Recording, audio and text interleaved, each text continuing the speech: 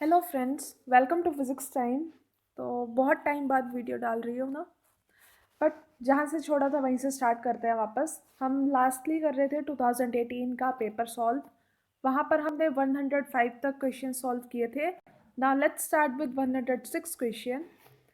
This question is the mass of linear density lambda of a rod of length capital L varies linearly from lambda not to lambda not. यानी कि इसमें एक road दे रखी है cylindrical, जिसकी linear mass density x के साथ change हो रही है, और हमें क्या निकालना है, इसका सेंटर ऑफ मास। यूजुअली ये सेंटर ऑफ मास का सिंपल क्वेश्चन है, लेकिन इसमें लैम्डा चेंज हो रहा है, इसलिए थोड़ा सा टिपिकल चला जाता है। अगर हम नोटिस करें, यहाँ पर सपोज हमारी ये वाली रोड है। जब ये x 0 था तो लैम्डा नॉट थी इसकी लीनियर डेंसिटी, और जब x l हो गया तो 2 लैम्डा नॉट थी।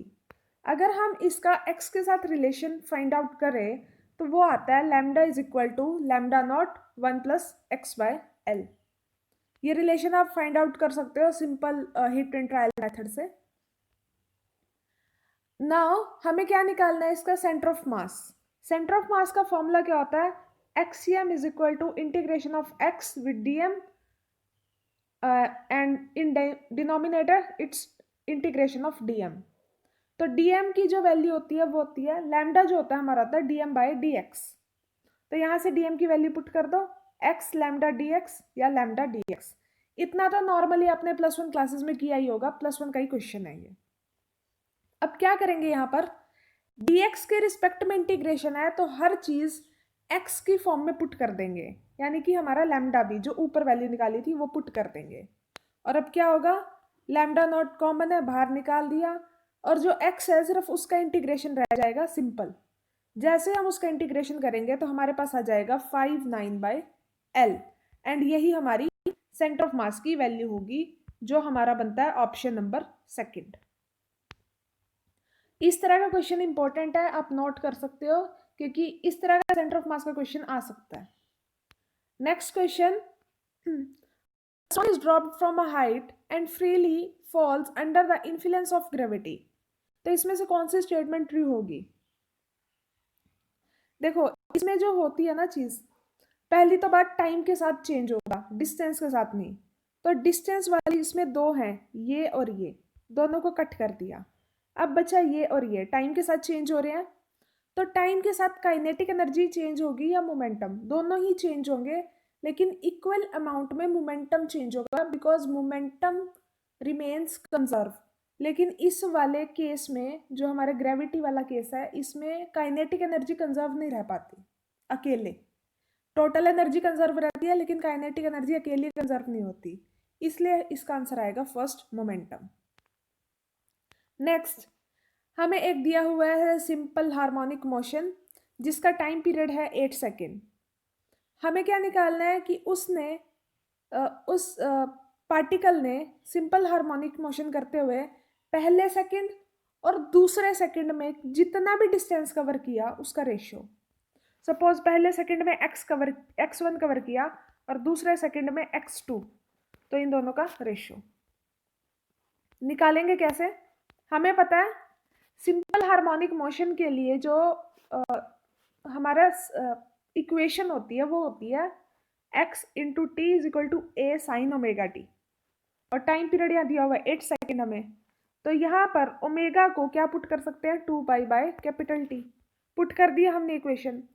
मतलब ये बहुत ही बेसिक फॉर्मूले हैं, अगर आप एक बार थोड़ा सा रिवाइज करो इन चीज़ों को, या आपने कभी 1 साल भी टीच किया है +1 2 को, तो आपको ये आते होंगे। तो अब हम क्या करेंगे, हमें क्या निकालना है, पहले सेकंड और दूसरे सेकंड के लिए x फर्स्ट सेकंड के लिए निकाल दिया, यहाँ t की वैल्यू पुट कर दी, कैपिटल T कितना है 8 पुट किया, ये क्या बन गया π/4, साइन π/4 मतलब 45 डिग्री, वो होता है 1/√2।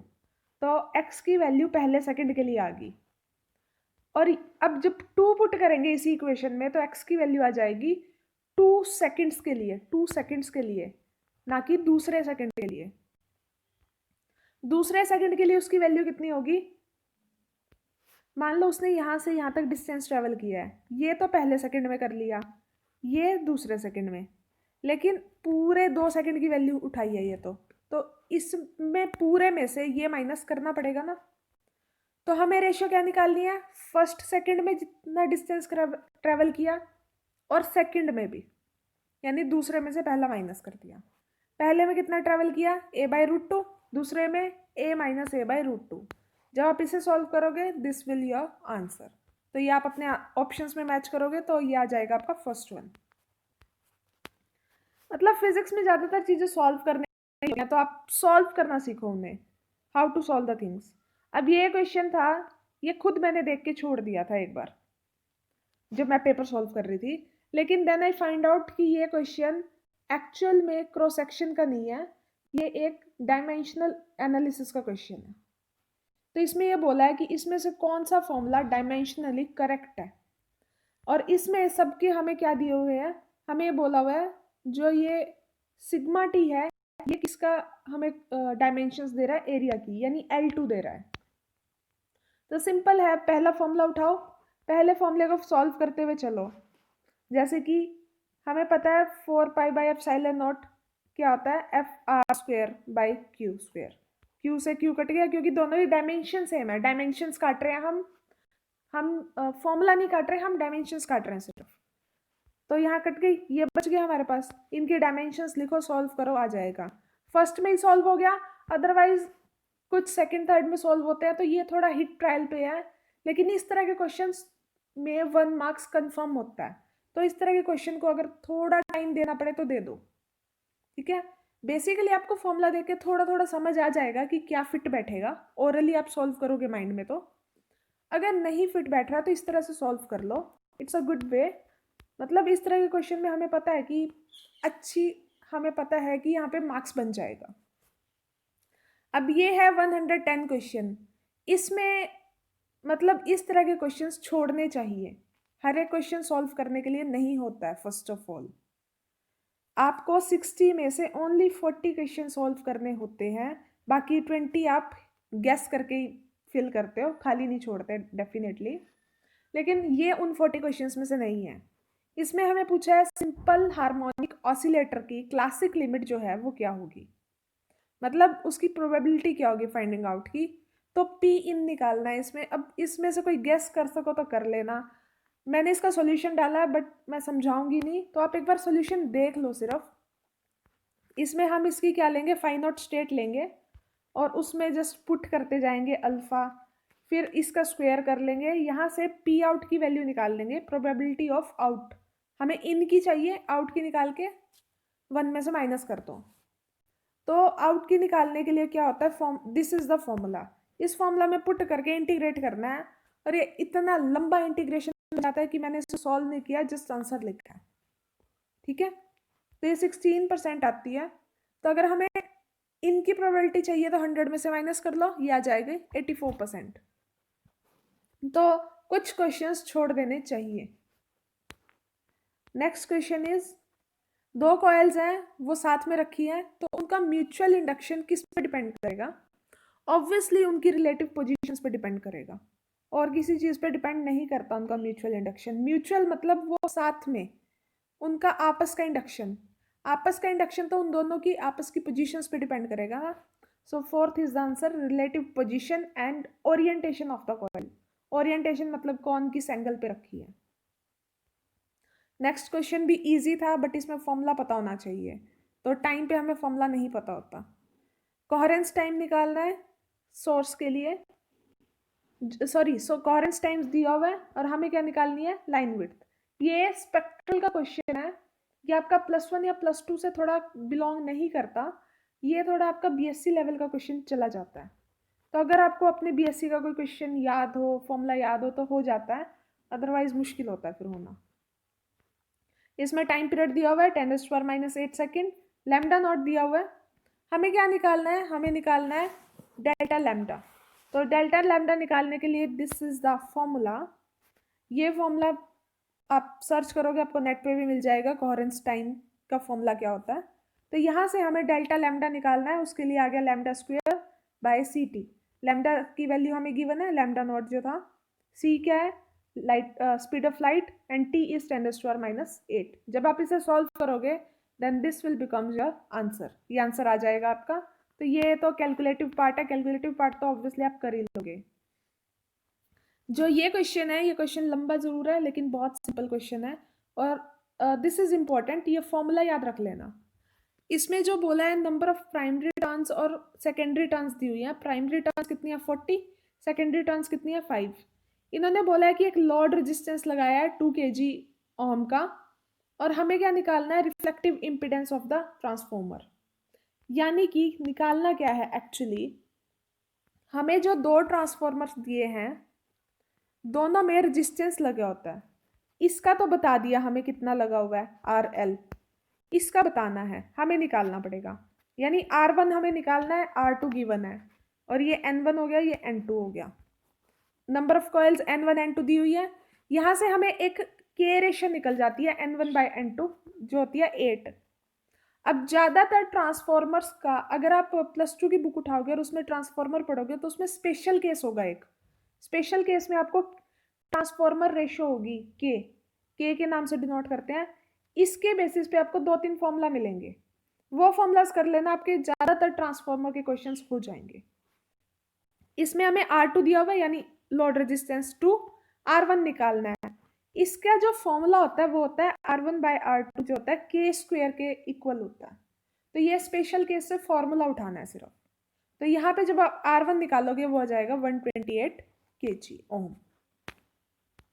ओके, 114 क्वेश्चन में क्या है, थोड़ा सा ट्रिकी है बट इजी क्वेश्चन है आपका। इसमें ना BSc और +2 को ऐड कर दिया थोड़ा सा। इन्होंने बोला कि एक स्पेसिमेन है उसमें अल्फा डीके भी हो रहा है और बीटा डीके भी हो रहा है। अल्फा डीके जो है उसकी एवरेज लाइफ है ये, और जो बीटा डीके है उसकी एवरेज लाइफ है ये। तो टोटल स्पेसिमेन की लाइफ कितनी होगी, हाफ लाइफ। हाफ लाइफ पूछा, एवरेज लाइफ नहीं। तो इसको निकालेंगे कैसे, हमें पता है जो डीके कांस्टेंट होता है किसी एक, मान लो एक ही स्पेसिमेन में 2 या 3 डीकेज हो रहे हैं तो उनका डीके कांस्टेंट ऐड हो जाता है दिस फॉर्मूला से। अल्फा का और बीटा का ऐड करेंगे तो टोटल डीके कांस्टेंट आ जाएगा हमारे पास। और आपको पता होना चाहिए कि decay constant is equal to average reciprocal of average life. तो 1/T अल्फा हो जाएगा, ये 1/T बीटा। जब आप इसे पुट करोगे तो आपके पास यहाँ लैम्डा की वैल्यू निकल जाएगी। मैंने यहाँ सॉल्व इसलिए नहीं किया क्योंकि हमें आगे पुट करनी है एक और चीज, साथ ही सॉल्व कर देंगे। तो ये आ गया हमारा लैम्डा, किसके लिए, टोटल रिएक्शन के लिए, टोटल डिकेज के लिए। हमें निकालनी क्या है, हाफ लाइफ। हाफ लाइफ का फॉर्मूला क्या होता है, log2/λ। तो यहाँ log2 की वैल्यू पुट कर दो 0.693, ये तो याद होगी सबको, वैल्यूज नॉर्मल वैल्यू है। और यहाँ से साथ में लैम्डा की वैल्यू उठा के पुट कर दो, सॉल्व कर दो पूरे को। ये अप्रॉक्सीमेट आपका 260 या 255 के आसपास आएगी वैल्यू अगर आप इसे अप्रॉक्सीमेशंस लगा के सॉल्व करोगे। तो इसमें अगर आप देखो 260 के आसपास की वैल्यू यही बैठेगी, सिर्फ 273। So this is the answer. Now 115, ये क्वेश्चन बहुत इंपॉर्टेंट है, इसका तरीका बताऊंगी, सॉल्व करना आना चाहिए ये। और ये क्वेश्चन आपको मिल ही जाएगा हर साल, एक साल छोड़ के या कभी। इसमें बोला है कि एक आपके पास 3 बार मैग्नेट है जिसका पीरियड, टाइम पीरियड T है, कैपिटल T। उसको हमने 4 भागों में काट दिया परपेंडिकुलर टू इट्स लेंथ। तो बताओ अब जो नया टाइम पीरियड होगा वो क्या होगा। देखो इसमें ना डिपेंड करता है कि उसे काटा कैसे गया है, कट कैसे किया है। अब इसमें ये था एक, उसे ऐसे 4 भागों में काटा है, 4 इक्वल पार्ट्स। या फिर एक ऐसे भी हो सकता है, एक ऐसा मैग्नेट है, इसे हाफ यहाँ से काट दिया, हाफ यहाँ से। जब किसी मैग्नेट को, सॉरी, जब कोई ऐसे है और उसे ऐसे काटेंगे तो उसका चार्ज चेंज नहीं होता, लेकिन अगर हम उसे बीच से काटेंगे तो उसका चार्ज हाफ हो जाएगा। ये याद रखना चीज। अब चार्ज क्यों याद रख रहे हैं वो भी देखो। टाइम पीरियड का जो यहाँ रिलेशन हम निकालेंगे वो मूवमेंट ऑफ इनर्शिया के साथ निकालेंगे, क्योंकि यहाँ पर एक बार मैग्नेट दिया हुआ है and bar magnet will act as a rectangle ही हो गया वो एक, तो हम उसे एक सर्कुलर रोड ले लें, सर्कुलर नहीं सिलेंड्रिकल रोड की तरह कंसीडर करेंगे। तो यहाँ पर टाइम पीरियड का जो फॉर्मूला लगेगा वो आएगा under root moment of inertia m b. M क्या है यहाँ पे, magnetic dipole moment, and b is the magnetic strength. तो हमारा जो यहाँ पर एक मैग्नेट है वो एक सिलेंड्रिकल बार है, सिलेंड्रिकल रोड है, जिसका मोमेंट ऑफ इनर्शिया का फॉर्मूला क्या होता है, एम एल स्क्वेयर बाय 12, और उसका मैग्नेटिक डाइपोल मोमेंट कितना होएगा, क्यू एल। इनिशियली ये है, अब हमने क्या किया, उसे ऐसे 4 पार्ट्स में काट दिया इस तरह से। तो 4 पार्ट्स में काटने के बाद क्या होगा, उसका मोमेंट ऑफ इनर्शिया और मैग्नेटिक डाइपोल मोमेंट चेंज हो जाएंगे। अब नए निकाल लो, नया मोमेंट ऑफ इनर्शिया क्या होगा, उसका फॉर्मूला तो वही रहेगा, एम एल स्क्वेयर बाय 12। मास कितना हो गया बेग का, 1/4 दिस, और इसका लेंथ कितनी चली गई, वो भी 1/4। तो इसका जो आएगा आई के साथ I/64 हो गया। ठीक है, जो नया मूवमेंट जो नया मैग्नेटिक डाइपोल मोमेंट होगा वो क्या हो गया इसमें, अब जो न्यू मैग्नेटिक डाइपोल मोमेंट है वो क्यू एल था, एल क्या हो गया 1/4। क्यू पे डिफरेंस नहीं पड़ेगा क्योंकि ब्रेड्थ के अलोंग नहीं काटा, सिर्फ लेंथ के अलोंग काटा है, तो m/4 हो गया ये। अब नया टाइम पीरियड क्या आएगा, न्यू इनर्शिया और न्यू डाइपोल मोमेंट के साथ, तो हम इन्हें पुट कर देंगे तो वो पुराने वाले के साथ क्या आ जाएगा, t/4। इतनी बेसिक कैलकुलेशंस तो आप कर ही लोगे। तो जो हमारा नई टाइम पीरियड आएगा वो t/4 आएगा। इसमें कभी कभी क्वेश्चन चेंज कर देते हैं, कभी ब्रेड्थ के अलोंग काट देते हैं, कभी लेंथ के अलोंग। अगर ब्रेड्थ के अलोंग काटे तो चार्ज भी चेंज कर देना, अगर लेंथ के अलोंग काटे सिर्फ तो चार्ज चेंज मत करना। That's it. अब नेक्स्ट लास्ट क्वेश्चन, यहाँ 2 बॉक्सेस दिए हुए हैं ए और बी, जिसमें सेम गैस फिल की हुई है और उनका वॉल्यूम है VA/VB और उनकी मीन फ्री पाथ है ये। तो हमें रेशियोज निकालनी है या फिर रिलेशन निकालना उसमें। इसके लिए आपको मीन फ्री पाथ वाला आपको फॉर्मूला पता होना चाहिए। 2 फॉर्मूले पता होने चाहिए इसमें बेसिकली। जो मीन फ्री पाथ होता है उसका फॉर्मूला होता है RT/√ND² NAP।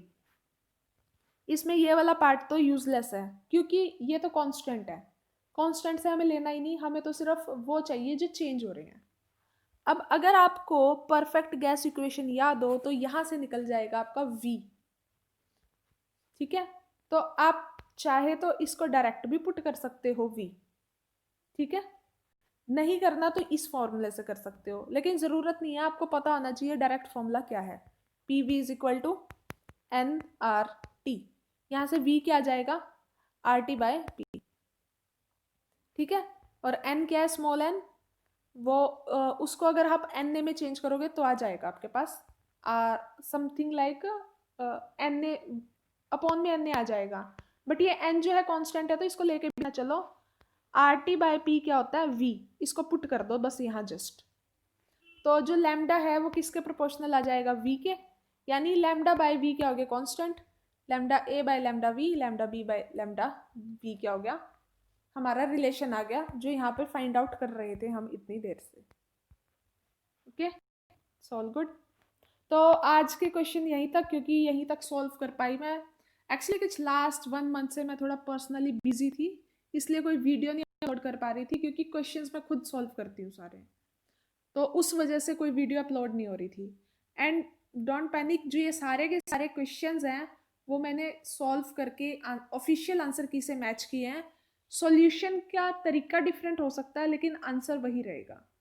सो जस्ट मैंने जितना हो सके उतना ट्राई किया है कि इनके शॉर्ट कम्स निकल जाएं, ताकि आने वाले टाइम में इस वाले HTET में स्पेशली अगर कोई ऐसा क्वेश्चन आए तो आपको ट्रिक याद हो उसकी कि कहाँ से सॉल्व होएगा, आंसर पता हो ओरली। तो आई होप अभी तक आपने सबने HTET के फॉर्म फिल कर लिए हैं। 4 दिसंबर लास्ट डेट है, so please be hurry and fill the form. 2 और 3 जैन, आई थिंक 3 जैन के आसपास पेपर हो जाएगा जहाँ तक होना चाहिए। अभी वैसे कोई पेपर कैंसिल तो हो नहीं रहा है, सब हो ही रहे हैं पेपर तो, सो इट में पॉसिबल कि हो जाए। एंड आपको वीडियो अच्छी लगी हो तो please like the video and subscribe the channel. Please subscribers बढ़ाओ यार, शेयर करो videos, and thank you so much for the support.